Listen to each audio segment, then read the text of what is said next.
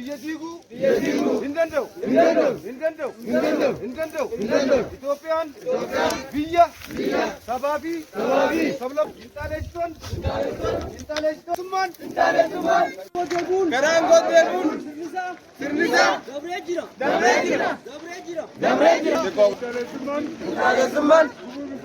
Gufuu misoomaati.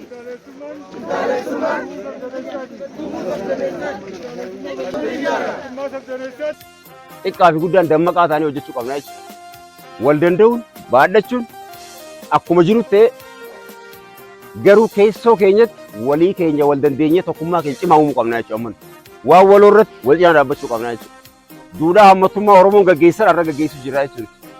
Bishaan jalaa haaraatti sammuu isaas qulqulleessaa akka appilikeeshinii qulqulleessituutti nu fayyadamuu qaban jechuudha. Keessaa qulqulleessinaa jechuun bakka rakkoon jiru mara. Kanaaf warri arrasitti argamtan kun goota nageenyaati, goota misoomaati, goota injifannooti jechuudha warri guyyaa irraa. Kanaaf baga gammaddanii baga hojjetan jechuun barbaada. Amantaa da'oo godhattee biyya keenya afaan qawwee yookaan osoo siyaasa garaagaraa diiganii siyaasatti deebi'uuf aangoo siyaasatti deebi'uuf kana wayita godhachaa jiran keessatti uummanni keenya tokkummaadhaan lafaa kaanee ganamaan ilaalcha xuraa'aa fi balfas waliin qulqulleessinee magaalaa teenyas biyya keenyas qulqulluu godhu. Kaayyoon guddaan isaa wanni amma deemaa jiru amantaa kiristaanaa keessatti daldala siyaasaati. Daldalli siyaasaa maallaqaan bitama. Siyaasota maallaqaan bittee amantaa keessa seensifattee amantaa bakka lama dhoosee ofuma isaatii biyya kana gaggeessuudhaaf. Salphaadhaan diigamtee aangoo siyaasaa harka deeffachuuf amma mootanii kan deemaa jiran. Kana ta'uusaa hubannee kaayyoo kana fashaleessuudhaaf baaneetu guyyaa har'aan tana. Gurraacha uffadhaa bahaa janiiti nurra labsaa turan. Gurraacha uffannee akkam baane adii uffannee adii dubbannee adii hojjennee akka agarsiifnuuf baane guyyaa har'aan tana. Keenya dachaadha. Injifannoo dachaata argannee jechuudha. Injifannoo dachaa arganne kana gama tokkoon misooma hojjenne. Gama tokkoon ilaalcha xuraa'aa dhooyne. Balfa kana dhooyne.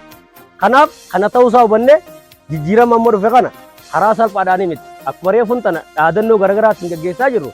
Siyaasaa amma arganne jennu kana ijoolleen teenya qeerroof qarreen abbootiin keenya isnaapparii dura dhaabbatanii kallacha kannanii dhiiga isaanii dhangalaasanitti aangoo siyaasaa tan harkan taphatti hin harkan hoodhaa isiniin maltee jennii fuudhanii nuun kaneen injifannoo uummata Oromootiin harkan. Achii baddee mataa haddattee uffata jijjiirattee dhuftee nu keessa seenuudhaaf deemaa jirti. Uummanni keenya adaraa wanni isin jechuu barbaadu nagaa keessan eeggadhaa. Qeeteessan eeggadhaa. Fuulli haaroo inni dhufnaan to'annaa jala galcha. Diina eeruu harkisan qaama nageenyaatiif eeruu kannaa. Mootummaan gaafa isin yaame waamicha isaa waaddaa jala deema. Waan inni isin kenne hojjedhaa. Kanaan yoo akkasitti wal qabannee xiqqaa guddaadhaan wajjin deemne misooma keenyas ni ariifachiifna, nageenya keenyas ni eegganna, sirna dimokiraasii keenyallee akka inni lafa qabatu taasifna. Kana godhuudhaaf ammoo injifannoo amma arganne kana ta'iffachuu kan danda'u namoota jalaa dhufan, dhaloota jalaa dhufu kana. Isin warri biyya kana boru dhaalu. Biyya kana dhaaluudhaaf biyya goggoyduu biyya hin dhaalchifne jenna. Ashaaraa magariisaan biyya magariisa dhaalchisuu qabna jenna. Namoota beekumsaan hundaa'e, beekumsa cimaa argate uumuudhaan barattoonni keenya cimanii dhaloota eegaree kalaqa sammuu irratti hundaa'e uummachuudhaaf arrarraataa akka jennee hojjechuu jirra. Kanaas qabannee tikfajnee deemuu danda'u nurra jiraata.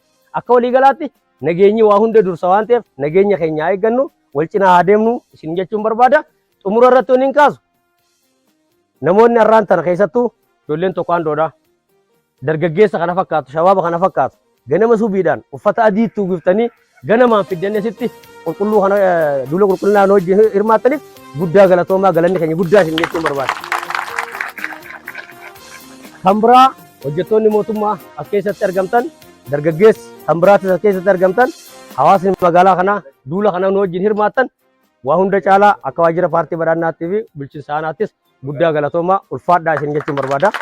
Guyyaa irraa ajandaan guddaan walii qabamneef magaalaa teenya keessatti dargaggeessi ispoortistoonni hojjetaa mootummaatiif hoggansi keenyaas waliin taanee wanni argamneef kaayyoon keenya idoon hawaasni aadaa keenyaa beekuu qaban tokkummaan obbolummaan sabdaneessummaan duudhaan kaleessa guyyaa irraa samoona wanna naannoo Amaaraatti iddoo adda addaatti finxaaleessitoota amantaa ta'ee godhatanii deemuu jiran biratti isaan biratti wanni guddaan osoo hojjetamaa jiru kana balaaleffachuudhaaf finxaaleessummaan diina Itoophiyaa ta'uu isii sirriitti uummata keenya beeksisuudhaaf finxaaleessummaan farra nageenyaa ta'uu isii farra dimokiraasii ta'uu isii uummata keenyaaf ibsuudhaaf isammoo deebinee balaaleffachuu isiin kaan kaayyoo siyaasaa qaban isaan of duuba afaan tokkoon saba tokkoon amantaa takkaan bullaa isa jedhu sana jechuudha.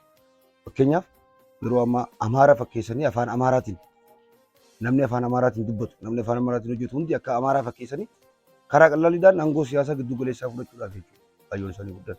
Araakkiiloon immoo kan argamte dhiigaa fi lafee gootota hedduutiin kan immoo nuti wanni balaaleffannuun qushaasha haxaawinee mala keenya keessa qushaasha qofaa xooynee gallu yaadannoo garaa garaatiin tokkummaa garaa garaatiin ilaalchaa fi gochoota fi xaaleessitootaa san dabarsinee galuudha magaalaa kana keessa.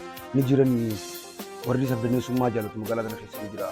Warri farra dimokiraasii fi magaalaa kana keessa akka hin jirre. Isaan sana immoo warra dimokiraasii leellisuutu agarsiisaa jechuudha. Warra afaanota sabdaneessummaatti amanu warra afdaneessatti amanuutu agarsiisaa jechuudha.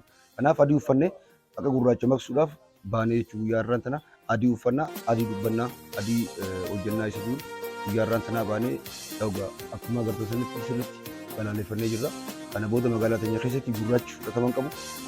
Magaalaa teenya qofa osoo hin taane addunyaadhaaf fakkeenya kan taane Itoophiyaa guutuudhaaf fi diyaaspooraa isaanii warra alaa wacuuf isaan sana immoo sirriitti balaaleffannee agarsiisnee jirra jechuudha.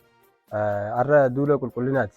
Qulqullinni keenya qulqullina qoshaashummaa fi feestaala guurreen gallu jenneeti kabaane akka dargaggootti qoshaasha barbaachisus fuunee ilaalcha keenyaas ilaalcha nama biraas ilaalcha finxaaleeyyiis yoo jiraates inni nuun jiru yoo jiraates ni qulqulleessina jenneeti kan baane qulqullee dhiigaa fi lafee uummata keenyaatiin ijaarree har'aan tana ilaalcha finxaaleeyyii wanni takka takka akka nu jalaa hin balleessine ni eegganna biyya keenyaas ni tiifannaa jechuudha.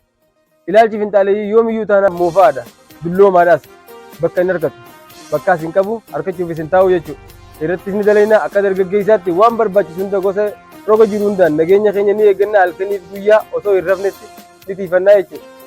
Kanaaf jecha finxaaleessitoonni bakkuma fedhattuu taanaan bakka hin qaban isaaniif yeroo isin kenninu isaan hojjetatti hojjennee nuti ni mirkaneessinaa jechuu barbaadeeti. Injifannoon Afrikaarratti injifadhe of booda hin deebi'u